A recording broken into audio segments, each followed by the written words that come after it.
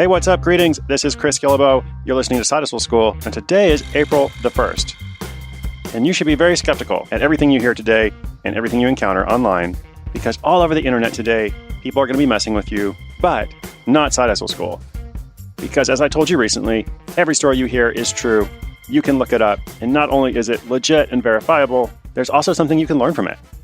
So today you'll hear about a creative director and copywriter who makes an April Fool's joke that actually turns into a non-foolish, long-term source of income. Pretty cool story right after this.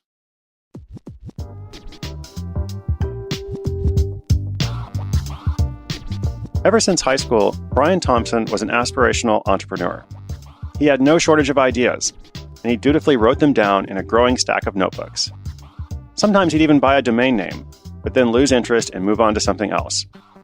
After he'd settled down and had kids, something clicked, and he began to take more action on his ideas. He created a line of Valentine's Day cards for people who hate Valentine's Day. A Kickstarter project for passive-aggressive notepads was successful in meeting its crowdfunding goal. These projects were small but encouraging, and as he continued to experiment in the off hours from his day job in advertising, he grew bolder and began looking back at those notebooks he'd filled up years earlier. His greatest idea to date started as a complete joke. On April 1, 2014, Brian launched a site called permanentretweet.com, offering to turn digital tweets, those short posts on Twitter, into physical works of art.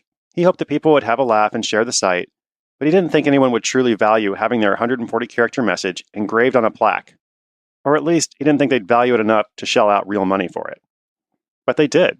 The site was picked up by several design blogs, and people began placing orders. Some as a gift for a friend or office mate, and others for themselves. Without much publicity, all of a sudden he was making several $100s a week. Even better, the orders didn't stop after the initial buzz died down. It helped that the finished pieces were essentially a marketing campaign. Most people displayed them on their desk or in another prominent location, and anyone who walked by would take notice and ask, "Hey, what's that?" After the site had been up for a while, Brian realized that the one-off sales were nice, but the real potential for this hustle came from doing larger orders for brands and events like weddings and bar mitzvahs. So he created a section on the site offering batch orders. This took a lot of work since the production time for each piece was significant. So he started thinking about a big decision, choosing to invest in his own laser engraving machine. The machine cost $15,000, and Brian went back and forth over making the decision to purchase it. He finally asked himself, what's the worst thing that could happen if this doesn't work out? Since he already had some events booked, he decided to take the risk. Did it work out right from the beginning? Nope. He had a big scare when he couldn't get the machine to work at his very first event. He says the 60 minutes he spent on the phone with the manufacturer felt like days, but they finally figured out the problem, the machine worked from there on out, and he continued to book events. Now, interestingly, around this time, Twitter itself got involved. First by sending him what he calls the world's nicest cease-and-desist letter. They didn't tell him to stop the project, they just asked him to modify the name. So he changed it from permanentretweet.com to permanent140.com. They were actually so supportive that a few months later, they even hired him to work at one of their events. I mentioned that Brian started this hustle on April 1, 2014. We are now exactly 3 years later, and he is still operating the hustle in addition to other projects. How much is it worth to him? Well, Brian keeps really good records, which makes my life easier because then I can give you specific figures. In 2016, he made $53,352.22.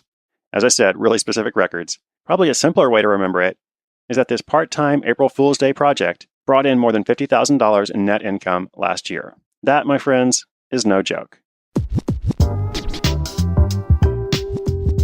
Side Hustle School listeners, remember, be safe out there today. Everyone is trying to mess with you, and I love telling you fun stories. But even more than that, I love hearing about your projects and your ideas, and how these stories might not only inspire you, but also help you to take action to create your own additional source of income. There is nothing foolish about that. If you'd like to learn more about Brian and laser engraving in general, you can see the detailed show notes that we have for every episode. Today's are at sidehustleschool.com/91. On that site, you can also get a free 5 Steps to Hustle course. I want to make sure you feel well supported as you work on your hustle. And I look forward to telling your story on the show. Until then, I'm Chris Gillibo. This is Side Hustle School, and I hope to see you tomorrow.